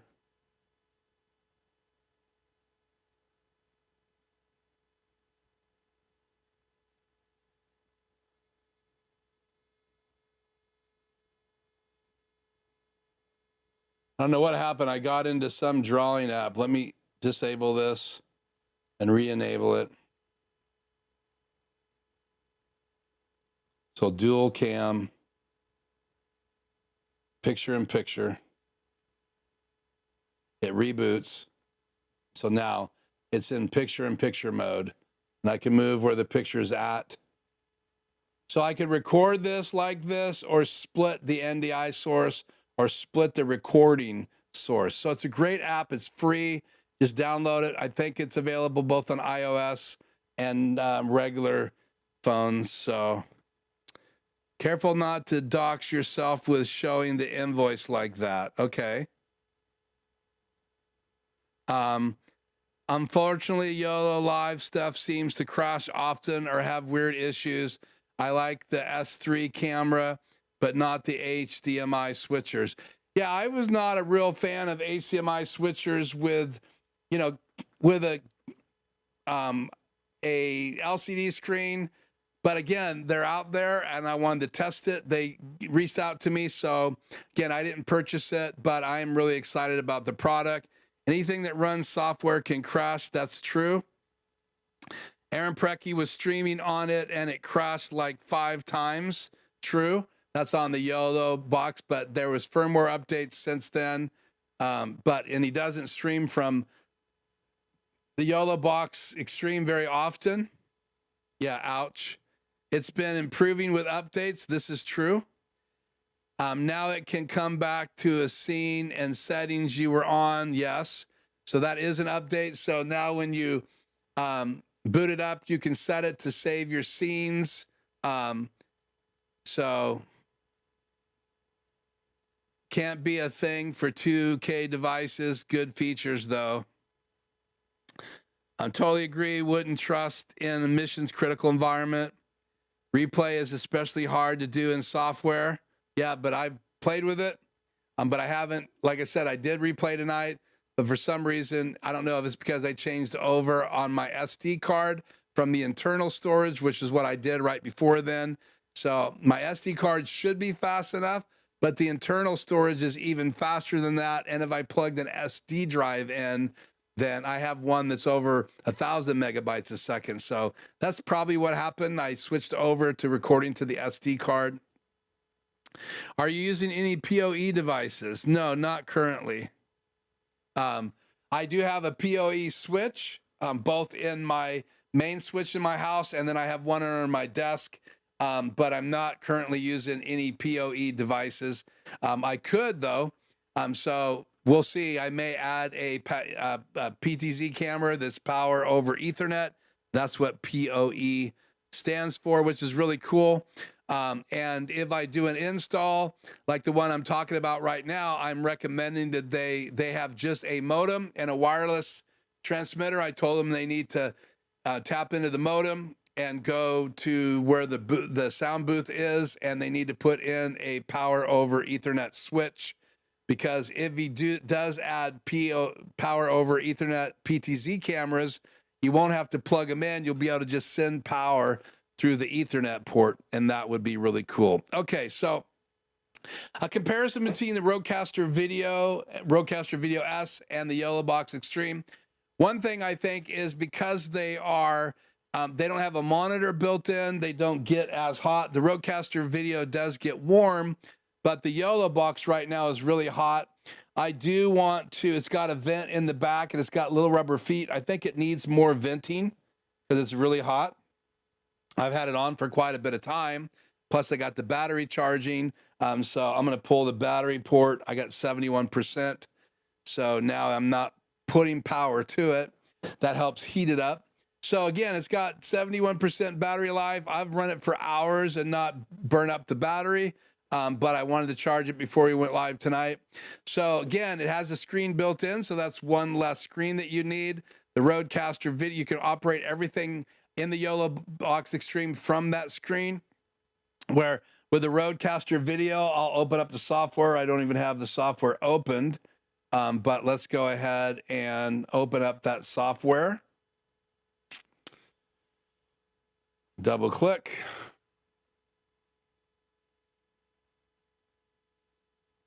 I can access my RodeCaster Pro or the RodeCaster Video. So here's the main screen. If I want to see what audio is going on right there, I can do that. If I want to see what's happening with the video, I can do the scene builder right here. So that's where I have access to all of my files, all of my video. I can add media right here to my SD card. I can ISO record. So I can pretty well see what I'm doing right now because I am feeding into the RodeCaster Video, as you can see right here, the live stream. So it is seeing the same thing that you're seeing. So I'd have something on the screen, and that's coming in channel 1. Channel 2 is another copy of my camera. I did have a 1 in and 4 out splitter inside my drawer. I've never used it. I did plug it in tonight. So I'm coming out of my main camera and I'm splitting out 3 directions. So tonight. So rather than just going from this main camera directly into my Extreme, I'm coming out of this main camera and I'm going to the YoloBox. I'm also going to the RodeCaster Video, and I'm going to the input on my Extreme. And I still have one more HDMI location that I could go to. So this is the software. So you got to do a lot in the software. So I got to have a laptop there to be able to do all this arrangement. So the RodeCaster Video has some limitations there. So I could see this for like a small concert venue. If it would stream, if you're going to use it to do recording and replay and not stream, it would get even less hot. So I don't know. We'd have to run the Extreme through its paces. I have about another month and a week with that device. So hopefully I will get a chance to stream from it one of these nights. I will have a backup stream from my RodeCaster Video or my Extreme that night, but we will definitely in the very near future, we will actually stream from it. So, so you have to use the software in the RodeCaster Video, where you don't have to do that in the YoloBox Extreme. Everything's right from the touch screen. There is one other screen that you do have to go to. So let me go back to multi-view and back to this channel. So I do have to go to that channel. So I have to exit, hit done. Now I've left the main switching page, and now I have upload logs. No, I'm not going to upload those from my issues. So if I want to go live streaming, I click on this box on the left. Let's take the logo down. Come on. So I click on this box, and this is where I would set up my standard events. I don't have any events set up, but I would choose all of this information, and then I would stream and create it and stream directly from it. I can bring in a still image. I can do a description. I can schedule it, and I can actually stream to more than one location. And then they also have YoloCast events. It's still in beta, and I don't know anything about YoloCast events. So then if I want to go back to the main screen, I would click on monitor mode, but I also have the icon on the top right, and that's where I can do all of these settings. And that's getting the wireless of it set up and all of that. So now I'm going back into the actual software and HDMI 1 and 2. This is where you would change the speed. I am 30 frames on both of those, so we're just going to hit done. And now they are back in. So here you go. So again, you have control over the Extreme all from the device, and you can hook it up to a network. You can also use a card from your mobile device, and it goes in the front, so a SIM slot, so you can actually live stream from it. You cannot do that from a RodeCaster video. The RodeCaster video is wireless, so I can control it wirelessly. It has antennas, so we cut back over here real quickly to that device. Let's turn chat off the air and turn on my PC view. So let's take that logo off the air. So you can see right here, it has two antennas, and the YoloBox has antennas as well. They plug in on the right and left. I do not have the wireless antennas plugged in. So this device, again, a lot cooler than this device right here, right now. It's very hot to the touch. And Aaron Preki makes a case that tilts it up, and that would keep it a lot cooler. So keep that in mind. And I also have it on this rubber pad, but it does have two rubber feet underneath it. So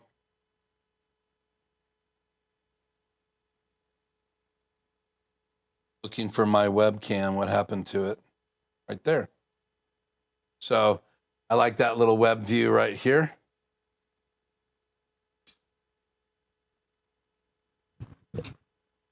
Bring this mic back over and get off of my wireless mic. Okay, so let's wrap this up. Let's see what's left in the chat. I don't want to leave any of these unanswered. Look good. So, well, that's some thoughts on the RodeCaster video. Again, it has less inputs, but it does have NDI. It does have NDI out.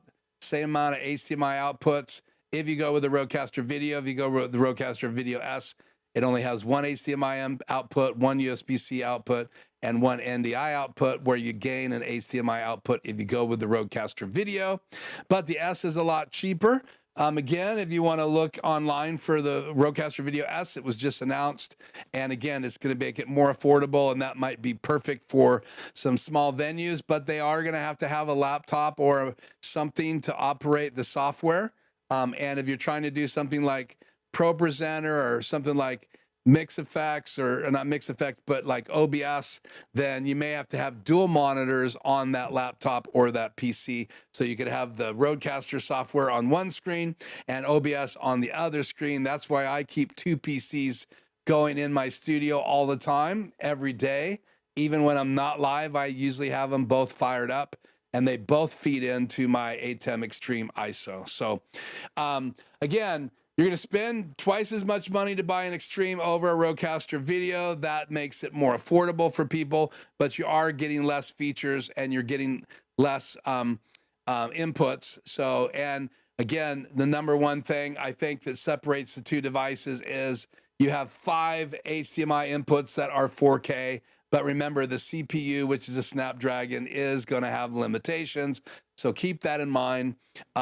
How many inputs that you can use when you live stream 4K is going to be less, and how many inputs that you can use when you live stream in 1080p. So the 4K is very enticing because if you wanted to do a 2-camera 4K live stream, you can with this YoloCam Extreme. And you can't do a 4K live stream from a RodeCaster Video, a RodeCaster Video S, or an Extreme, or an ATEM Mini. So keep that in mind. So there are a lot of things that you can compare. I like both devices. I would love to own both devices, and I could see a number of ways to use the Extreme, especially with the replay feature. Was really cool to play around with that when I was getting ready for my Christmas live stream. Even though I lost the footage after a beta firmware update, which they told me that's not possible, but somehow my footage disappeared on the SD card, my little SD card, after I got done.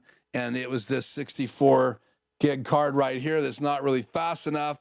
But I was only taking replays of Shannon doing short little 30-second parts of baking cookies, from mixing it, all that stuff. And then I put it all together and replayed it back and recorded it so that I could put all those replays together to make one video, had it on this disc to bring it into my live stream. And when I went to access it 2 days later, after I did a beta firmware update, it wasn't there anymore. There was just weird corrupted files on it. So could be me. I may have corrupted it here in the studio. Who knows? So, well, that's it for tonight's live stream. It's been 2 hours. That's plenty of time. Thank you guys so much for joining me. Hope I said hi to everybody. Hope you know I wish you a happy new year. I hope tonight's live stream didn't bore you to tears and you learned some things about the RodeCaster Video and the YoloBox Extreme. You learned a little bit about chip size, sensor size in cameras, and about dummy batteries. So hope that was fun for you. It was for me. I will see you guys again next week. And don't forget, if you do want to join the Zoom town hall meeting right here, let's do this.